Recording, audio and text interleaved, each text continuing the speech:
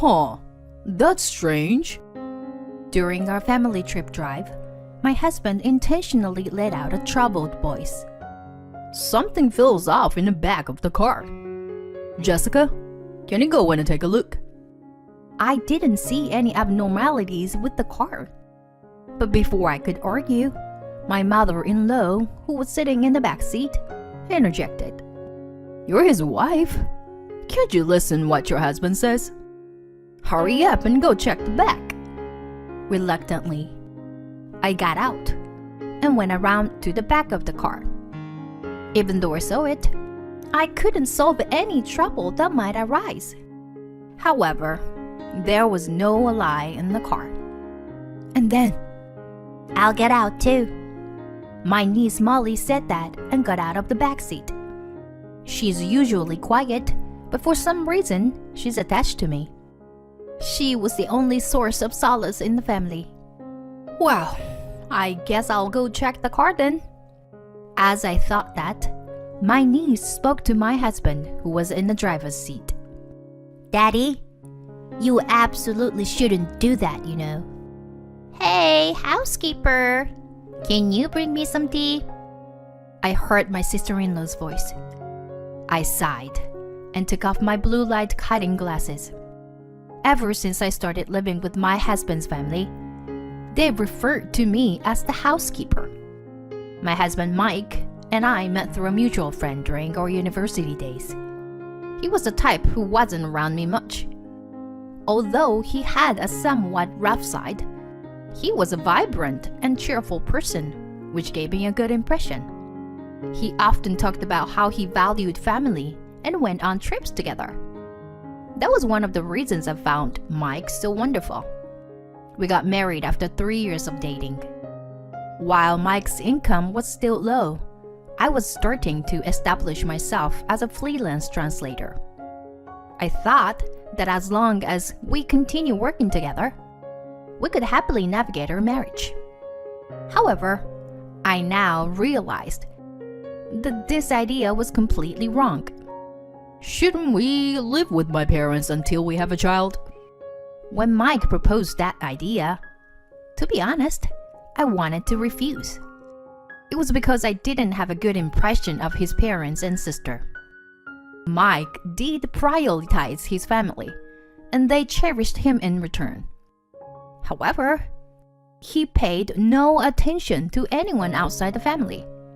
Moreover, his family had a condescending attitude towards me, as if considering me inferior. I still remember the first time I visited his parents' house, where they scrutinized me from head to toe. The only kind one was Molly, my niece, his sister's daughter. His sister had divorced shortly after Molly's birth, and had been living with their parents ever since. She didn't contribute to the household expenses, claiming that raising a child was expensive. Although I wasn't keen on living together, I knew it would be difficult to refuse. I had a sense that marriage was not just a matter between the two of us. Besides, Mike assured me that he would make sure I wouldn't have a bad experience. If my beloved husband said so, I wanted to believe him. But now, I am knocking on my sister-in-law's door, holding a cup of tea. She brushed up her bleached and damaged blonde hair and looked at me with an annoyed expression. "Finally, You're the housekeeper, so you should be quick about these things, right?" "I'm sorry." Her reaction to my apology seemed to displeased, and she gave me an annoyed look. "What's with that face? I can't afford to spare any time for you with taking care of our child. If you don't have kids and don't have a job, you should at least handle the chores." Honestly, why did she have to say such things to me? I have a proper job from home, and I also wanted children. I felt disheartened as I returned to the kitchen, where Molly was reaching into the fridge. "Molly, are you thirsty?" "All right, I'll get you some juice. Just a second." Molly nodded with a bright smile and hugged me, expressing her joy. Molly is truly adorable. But sadly, my in-laws don't pay any attention to what Molly says. I'm the only one who has proper conversations with Molly. Perhaps because of that, it seemed like Molly liked me as well. Just as I was about to have a little conversation with Molly and continue my work, my mother-in-law raised her voice. Jessica, go out and do some shopping right away. Is it something urgent? We only have 1 pack of toilet paper left. But I have work. You don't have work, do you? You're always at home. Don't argue and go quickly. Reluctantly, I headed to the nearby store. As I hurriedly tried to buy toilet paper and return home, my sister-in-law called me on the phone. Hello, hey. Can you buy some beer on your way back? And also grab some snacks as well. Thanks. Once the purpose of the call was over, she abruptly hung up. I thought myself, why does everything have to be so burdensome? And entered the store again. After finishing my purchases, while I was on my way back, my echo bag tore. A wave of exhaustion hit me. That night, I told Mike about everything that had happened today.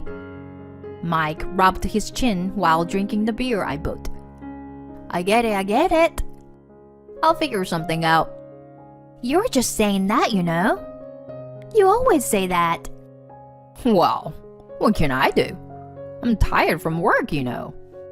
After saying that, Mike started playing a game, as if to signify that the conversation was over.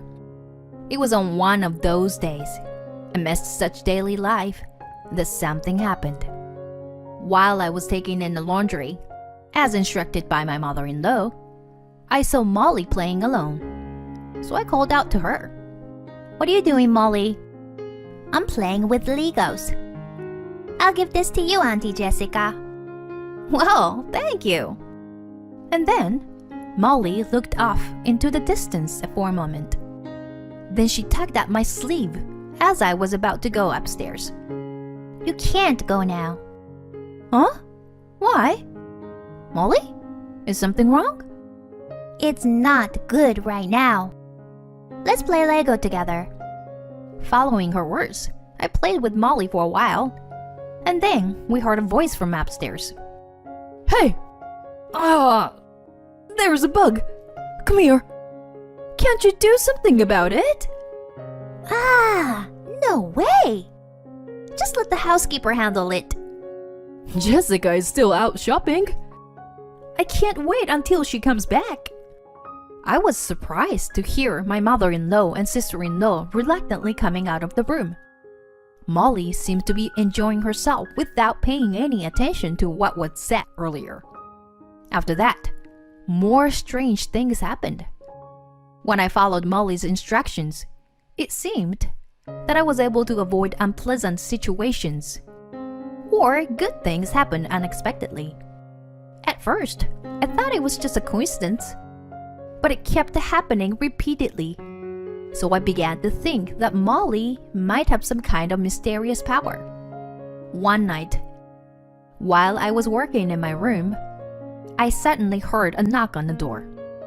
Wondering what it could be, I opened the door and found my in-laws standing there with smiles on their faces. Jessica, we're thinking of going on a trip soon. Oh, really? Are you two going together? Oh, what are you saying? It's a family trip. You're coming too. My mother-in-law said that and casually patted my shoulder. It seemed that they were planning a family trip with everyone, including me, which caught me off guard because I thought they would ask me to stay behind. Jessica, if you stay at home all the time, you'll suffocate, won't you? Let's stretch our wings and have some fun together, shall we? There was something off about my usually unnoticeable father-in-law's smile. But I couldn't imagine that they were planning a trip just to harass me. and the day of the trip arrived. When I opened the door of the minivan, which my sister-in-law said was hers, I was surprised. Where is the child seat for Molly? Oh, we don't have that kind of thing. It's a waste of money, really. My sister-in-law said that and quickly got into the back seat. Molly looked a bit uneasy as she was about to get in. I couldn't bear it anymore, so I took her hand and made an eye contact. Molly, buckle up securely, okay? If anything happens, call me right away, alright? Okay. Thank you, Auntie Jessica. And we set off on our family trip. Mike was driving. I sat in the passenger seat, and the others sat in the back. Molly was sandwiched between my sister-in-law and father-in-law, looking out the window. It was a 3-hour drive from here. Mike was worried about the directions, so I ended up navigating with my phone while looking at the map. Everything was going well for a while, but as soon as we entered the mountains, my phone battery died. Of all days, I had forgotten to bring the portable charger. I told Mike about it. Oh, well, can't be helped, I guess. After driving for a while on the mountain road, Mike suddenly stopped the car. Oh, I hear a strange noise. Huh? Really? Yes, I've been noticing it for a while now. I looked through the rearview mirror and saw everyone, except Molly, nodding. Mike looked at me. Jessica, can you go and take a look? Huh? But I don't know anything about cars. Upon hearing that, Mike became irritated and slammed the steering wheel. Just go and check, quickly. What if an accident happens? Are you ready to take responsibility? Mike reproached me with an arrogant tone. Unable to retort, I placed my hand on the door, about to get out. In that moment, Molly suddenly started speaking. It's dangerous to go farther in the car. We shouldn't go by car. What? What are you saying? Suddenly. You're such a weird child. If you hate the car so much, then get out too. With a raised eyebrow, my sister-in-law forcibly pushed Molly out of the car. I quickly grabbed Molly's hand and moved to the back of the car. The rustling sound of the trees, swaying in the wind, created an eerie atmosphere. I thought we should quickly look and get back inside the car. As I observed the car, there didn't seem to be anything unusual. Molly, with a worried expression, held my hand tightly while looking around the area near the exhaust pipe. Then, we heard the sound of the engine starting. Huh? What? The car started moving, leaving us behind. In disbelief, I stayed on my knees in that spot. We had been left behind in such a place. My phone battery was dead too.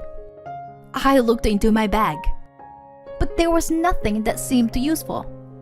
Fortunately, I had my wallet with me, but it was of no use in this situation.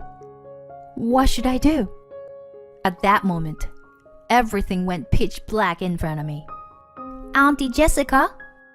Molly's voice snapped me back to reality. That's right. I have to bring Molly back safely. No matter what happens to me, I have to protect this child. I handed Molly a piece of chocolate from my bag and put on the best smile I could. Shall we go home?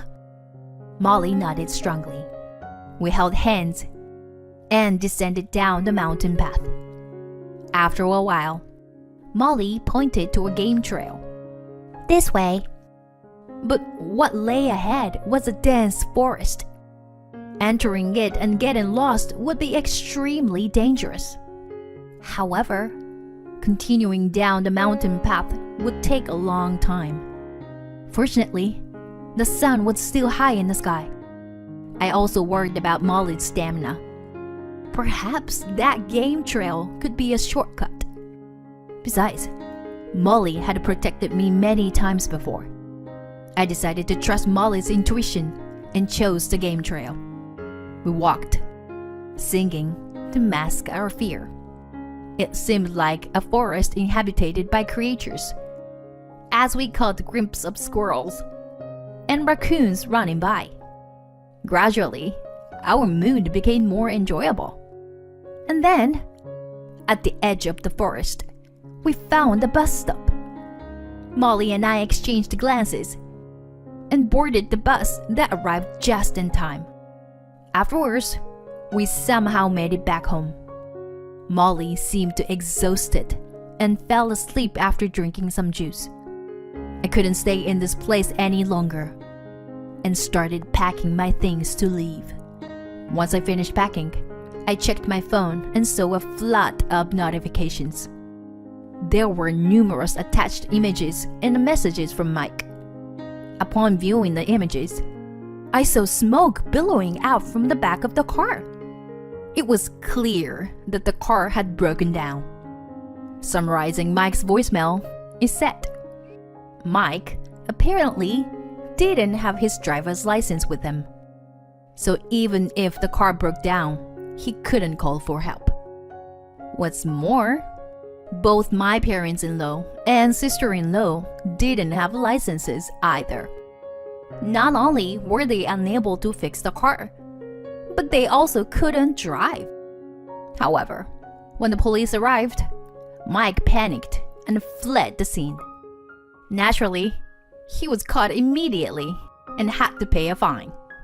The police gave them a ride to the nearest station, but they had no means of transportation afterward. Going to the destination or returning home became difficult. In other words, the only person they could rely on in this situation was me. What an irresponsible man he is. I could feel my anger welling up inside. And finally, I understood the meaning behind what Molly had said. It's dangerous to go by car. While I was lost in thought, another call came in from Mike. Oh, finally got through. Jessica, please help me. If you're back home, please come and pick me up with my license. Well, I don't care. Besides, I just got back and can't move. Molly is also tired and asleep. Please don't say that. I'm begging you. Come right away. This is ridiculous. Don't call me anymore. Bye. Without waiting for my husband's response, I hung up the phone and turned off my smartphone.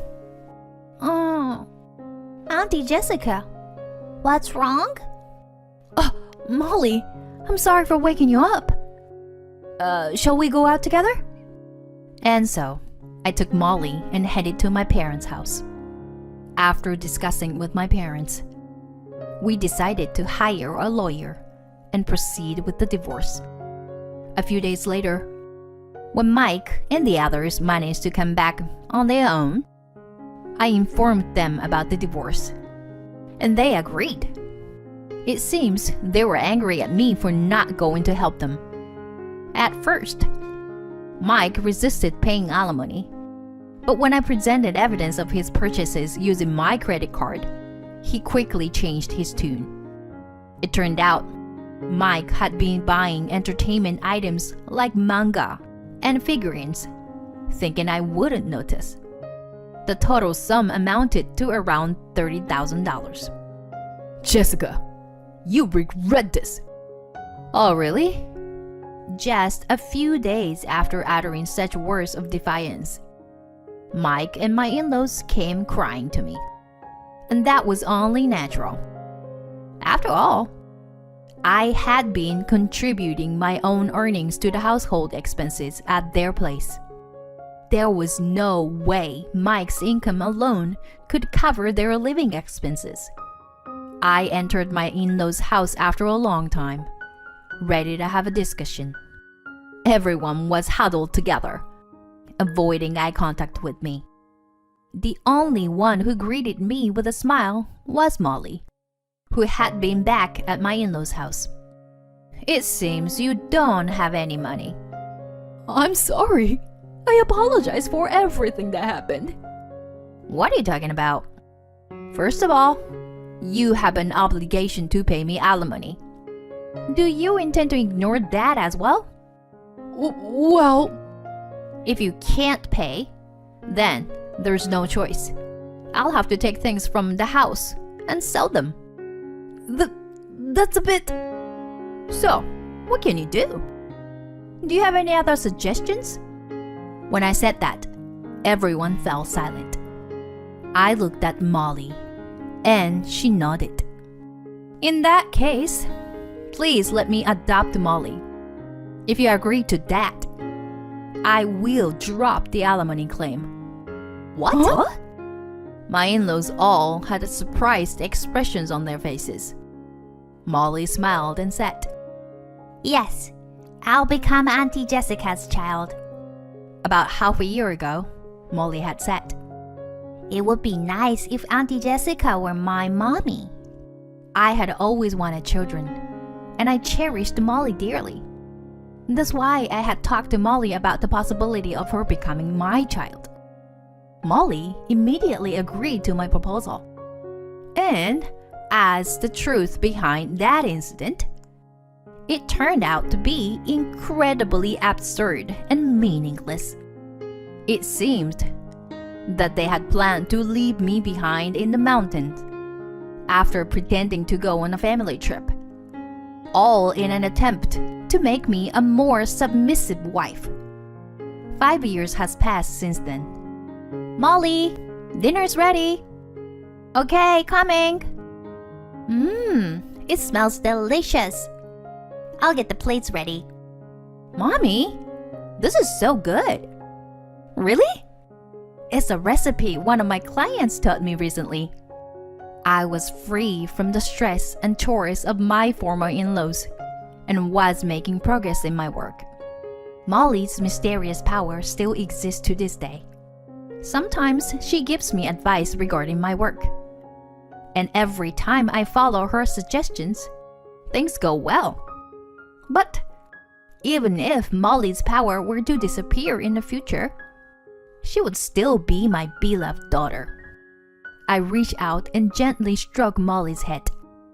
"Hey, Molly, how about going on a trip with Mommy soon?" "Huh? A trip?" "Yeah. Maybe next month or so. What do you think?" "Yeah, sure. As long as it's not by car." "You're right. Maybe by plane." Molly and I exchanged smiles.